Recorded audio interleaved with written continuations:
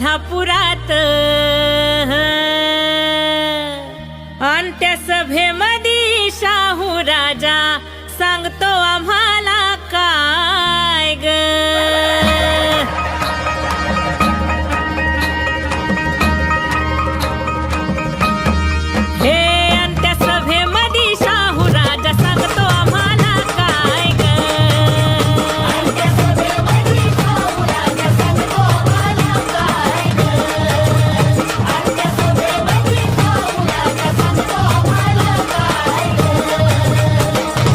अस्पृश्यांची गर्दी जमली सभा मंडपात, काय सभा मंडप